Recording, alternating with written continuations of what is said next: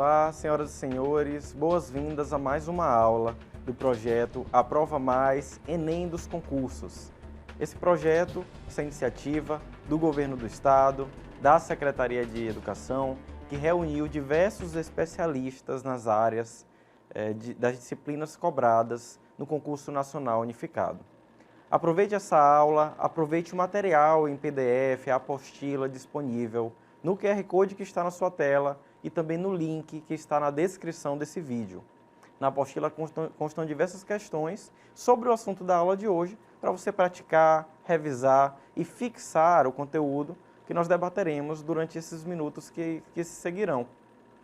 Bom, nós temos falado sobre direito administrativo e se você chegou até essa aula é porque você já sabe bastante sobre o direito administrativo, sobre os princípios da administração pública, sobre os atos administrativos, sobre os serviços públicos. Chegou a hora, portanto, de entender os instrumentos e as formas de controle da própria administração pública.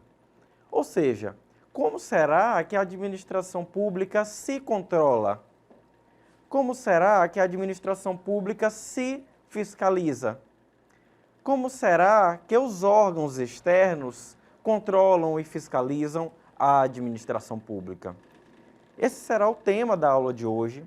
É um tema extremamente importante para você que adentrará ao serviço público, que adentrará ao órgão público, que assumirá um cargo público.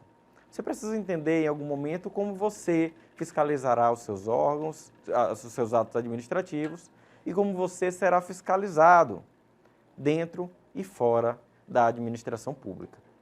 A aula de hoje é sobre controle e responsabilização da administração. O controle administrativo, ou seja, de que forma que ocorre essa fiscalização no serviço administrativo. Antes de aprofundarmos a aula, é importante revisar um conceito primordial para esse tema de hoje.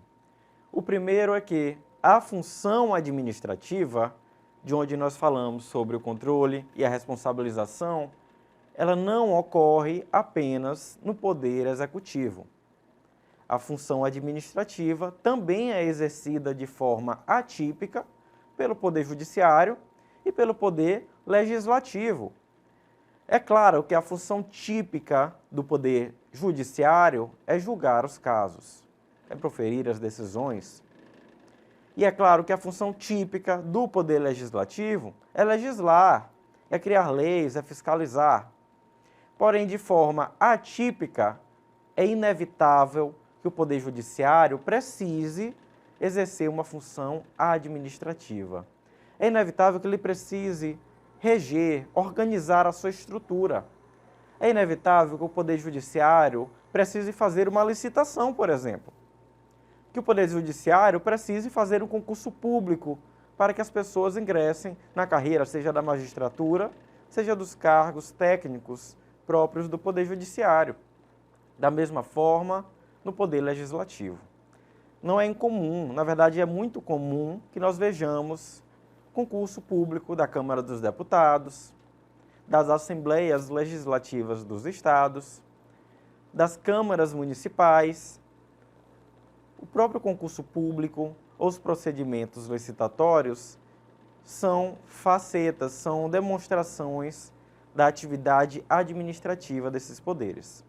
Logo, quando nós falamos aqui sobre o controle administrativo, eu estarei falando sim, claro, do Poder Executivo, mas também estarei falando dos outros dois poderes, o Legislativo e o Judiciário. O controle administrativo é aquele realizado pela própria administração pública, ou seja, o controle interno é realizado com fundamento no princípio da autotutela. Autotutela. Esse é um princípio constitucional implícito, ou seja, reconhecido, importantíssimo no direito administrativo. Tutela significa cuidar, significa fiscalizar. E auto quer dizer o autocuidado, a autofiscalização. O princípio da autotutela, portanto, no âmbito administrativo, é quando a própria administração pública se fiscaliza, ela se cuida, ela revisa os seus próprios atos administrativos, que é a força da sua expressão, é a concretização da sua expressão. Conforme Rafael Carvalho Rezende Oliveira, podemos conceituar o controle administrativo como a prerrogativa reconhecida à administração pública para fiscalizar e corrigir a partir dos critérios de legalidade ou de mérito da sua própria atuação. Então, um ato administrativo que é editado, que é criado pela administração pública, ela pode, no momento posterior, ser revogado ou anulado, ou seja, ser extinto pela própria administração pública. Um exemplo que nós temos para isso, no nível de correção ou controle de mérito. Em algum momento, durante a pandemia Covid-19, nós tivemos estados, municípios, determinando que todas as pessoas utilizassem máscaras em ambientes fechados. Em diversas cidades e municípios isso aconteceu. Esse foi um ato administrativo que determinou o uso obrigatório de máscaras em ambientes fechados. Passado algum tempo, a pandemia reduzindo seus efeitos, reduzindo o risco de contágio, esse ato administrativo foi revogado, ou seja, mexeu-se no mérito do ato administrativo para permitir que as pessoas ingressassem e transitassem nos ambientes fechados sem a necessidade de máscaras. Nesse caso, houve um primeiro ato administrativo determinando a obrigatoriedade do uso e depois um outro ato administrativo que revogou, que tirou a vigência, que suspendeu o primeiro ato administrativo. Essa revisão, essa correção de mérito, ela é a exteriorização, a concretização do princípio da autotutela. O próprio Estado se fiscalizou e se corrigiu no que foi necessário, atendendo, claro, o interesse público. Um outro exemplo, a partir do princípio da legalidade administrativa e do princípio da autotutela, é quando o poder público anula um ato administrativo anterior em razão da constatação da sua ilegalidade. Ele pode ter sido proferido de forma ilegal anteriormente, ou ele pode ter vindo a ficar ilegal, a ser ilegal depois, no caso, por exemplo, de uma legislação que veio após a edição desse ato administrativo. Nesse caso, pode sim a própria administração pública anular o ato que ela mesma proferiu em algum outro momento, em razão da sua ilegalidade.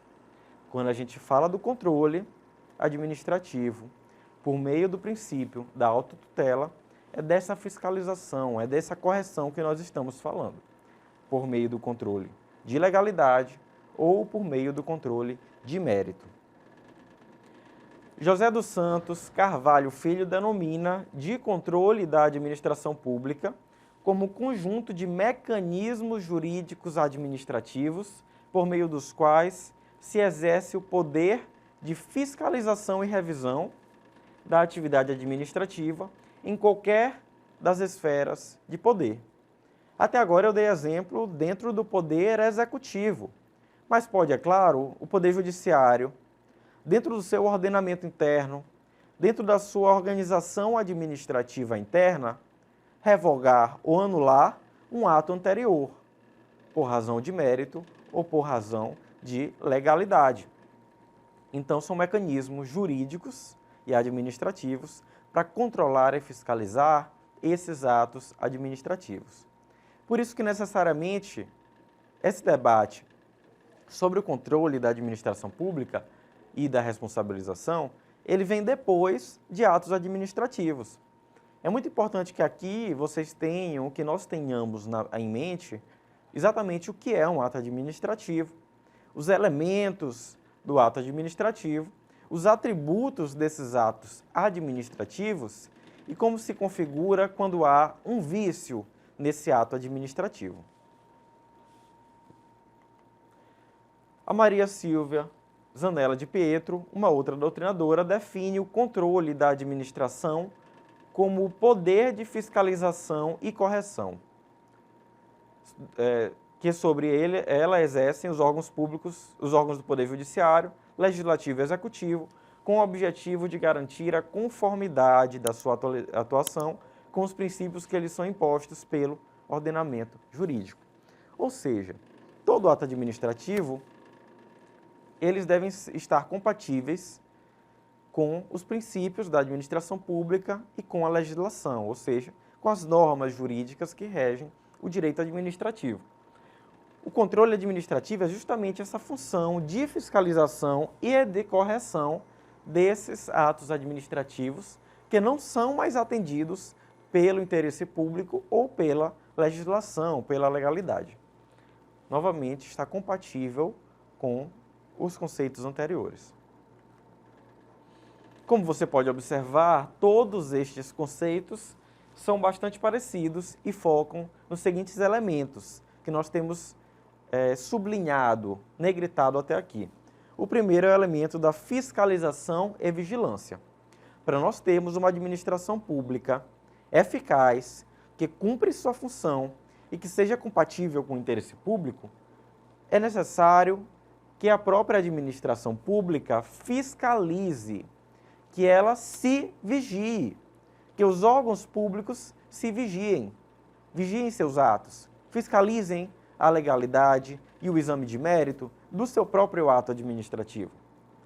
Havendo necessidade, é necessário que a própria administração pública, em qualquer um dos poderes, possa corrigir ou revisar um ato administrativo. E isso acontece diariamente quando nós vemos um ato administrativo sendo modificado, sendo alterado ou suspenso na nossa cidade, no nosso estado, no nosso país. Diariamente isso ocorre em diversos órgãos, em diversas esferas. Os atos são corrigidos, os atos são revisados. Quem exerce o controle, portanto, nesses casos, é a própria administração. É um controle interno, por isso que se chama princípio da autotutela. E quem é controlado, nesse caso, é claro, é a própria administração pública. Ela fiscaliza a si e ela se controla.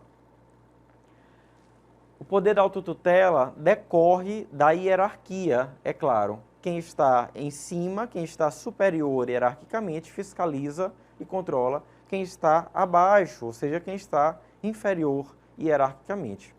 Inerente, por conseguinte, às relações de subordinação entre os órgãos integrantes de uma mesma estrutura de poder que estejam escalonados verticalmente, tanto na administração direta como na administração indireta. E a partir daqui nós temos um elemento diferente, que é a administração pública indireta, que surge também como uma das personalidades, como uma das figuras no processo de fiscalização. Existe também o controle administrativo não hierárquico, ou seja, o controle praticado entre os órgãos que não estão ligados numa mesma relação de hierarquia. É o que nos ocorre nos casos de tutela administrativa realizada pela administração direta sobre a indireta. Os exemplos que eu dei falavam sobre hierarquia, falavam sobre dentro da mesma estrutura, do mesmo órgão, da mesma personalidade, quando a própria administração pública faz a autotutela, quando ela faz a fiscalização dos seus próprios atos. Essa fiscalização, esse controle, quando é exercido da administração direta para a administração indireta, ou seja, da União para uma autarquia, da União para uma fundação pública, da União para uma empresa pública, da União para uma sociedade de economia mista, por exemplo. Todas elas entidades da administração pública indireta. Nessa ligação, nesse vínculo entre eles, não há, é claro, hierarquia, quando você aprendeu lá nas organizações da administração pública, as entidades da administração pública. Se aqui nós não temos hierarquia, aqui nós temos a tutela, uma fiscalização de controle finalístico, ou seja, a União, ao criar o INSS, o IBAMA, o ICMBio, o INCRA, todos eles sendo autarquias, ele não faz um controle de autotutela, ele não faz um controle interno, ele faz um controle finalístico. A União vai fiscalizar se essas autarquias estão cumprindo a sua finalidade, se elas estão agindo dentro da legalidade. Mas é claro que não é um controle hierárquico, porque é administração indireta. Um exemplo exatamente desse caso. Se o Ministério de Minas e Energias realiza sua supervisão ministerial sobre a Petrobras, estamos falando de tutela administrativa. Uma das espécies de controle realizado pela administração. Ou seja, nesse caso não se fala de autotutela, se fala de tutela administrativa. É quando a União, nesse caso, por meio do Ministério de Minas e Energia, vai fiscalizar, vai fazer um controle à distância sem hierarquia da Petrobras, que é uma sociedade de economia mista, é uma entidade da administração pública indireta. Então, em virtude da autonomia das entidades administrativas, a tutela somente será permitida quando houver previsão legal expressa. E segundo, a relação entre o controlador e o controlado é de mera vinculação e não de subordinação. Ou seja, nesse caso de fiscalização, de controle finalístico, de tutela administrativa, o Ministério de Minas e Energia ou a própria União não é superior hierarquicamente à Petrobras. Nesse caso, há uma relação de vinculação, porque foi a União que criou a Petrobras.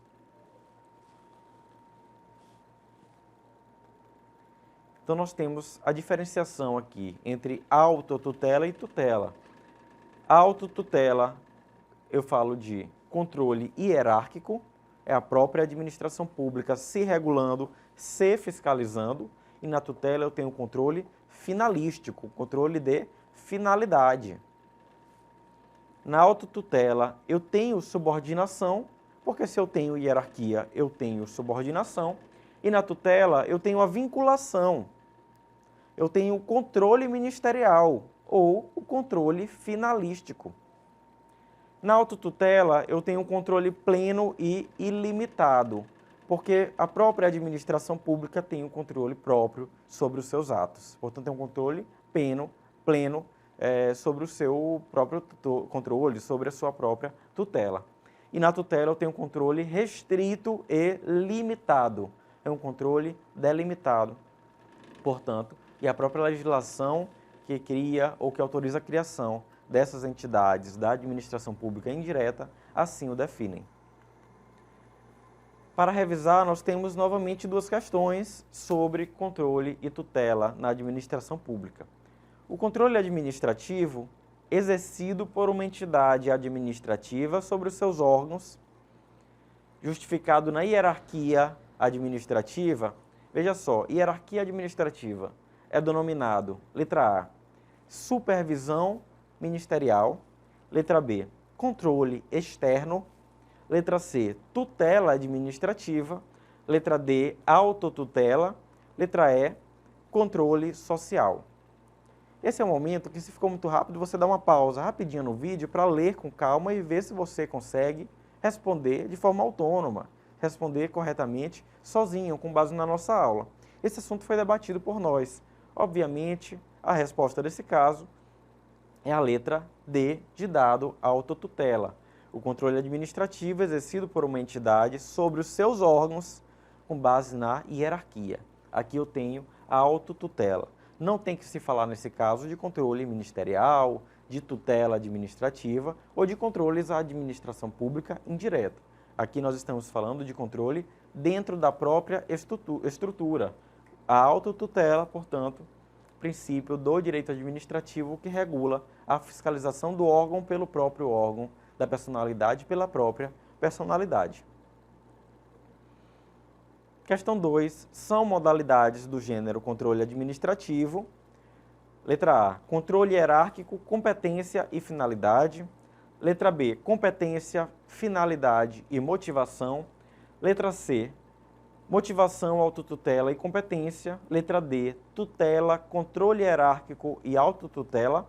Letra E, autotutela, motivação e controle hierárquico. Aqui ele faz uma brincadeira entre os elementos que nós temos estudado essa aula e com os elementos próprios dos atos administrativos. A resposta correta é a letra D, tutela, controle hierárquico e autotutela.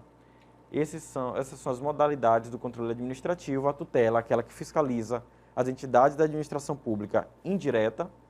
Controle hierárquico, aquele exercido dentro do princípio da autotutela, da própria fiscalização pelo ente. E autotutela, justamente, o princípio da autotutela que permite que a administração autotutele a sua estrutura, autotutele os seus atos administrativos, ou seja, fiscalize a si mesma. Assim nós finalizamos a aula sobre controle administrativo no âmbito do tema do controle e responsabilização da administração. Não deixe de ver o material, de aplicar, revisar esse conteúdo. Nós nos encontramos na próxima aula também de Direito Administrativo. Um abraço e bons estudos.